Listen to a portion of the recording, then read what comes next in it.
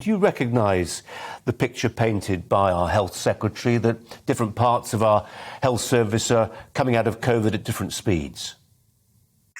Yes, I do, very much so. There are people there who feel that they've got to be shown to be a little bit more careful, and it's reflected in a sort of care for the patients and for everybody and the staff.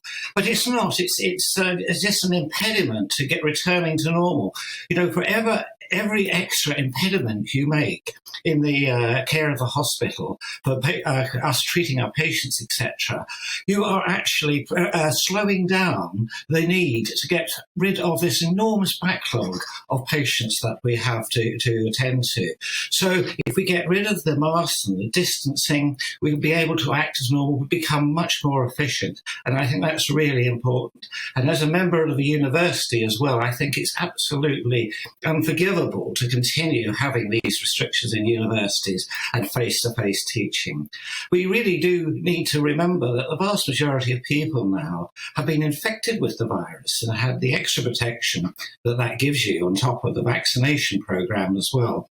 So the vast majority of people I know have been affected with COVID. So we just have to get on with their lives, and the hospitals need to realise that too, especially from the point of view of visitors. I have seen some tremendous distress that people still have not been able to go in with their loved ones who are clearly undergoing a very serious time, being very ill or going for an operation. And that's a terrible lack of support and morale for the patient. So I completely understand the Health Secretary's point of view, and I support him entirely in getting everybody to get on with it, get on with our lives.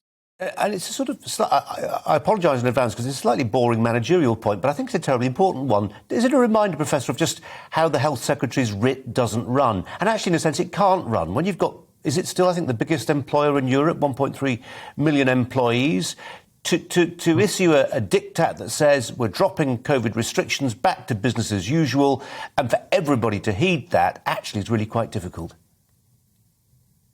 Well, that is a very interesting point, and there may be certain pockets where there are certain local difficulties, as they say, where there might be a higher spike in certain communities, and there might be bigger differences within vaccination and susceptibility.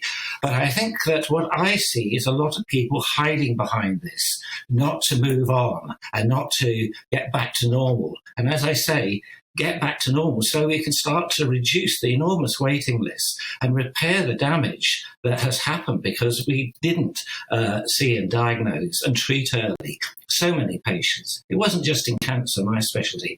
It's in heart disease. I mean, there's tremendous morbidity, and people have suffered heart attacks, which they shouldn't have had to. And the mental disease aspect now is really starting to rear its head. So that's why I really push that unless there's an amazing exception, we should get on with getting back to normal as soon as possible everywhere.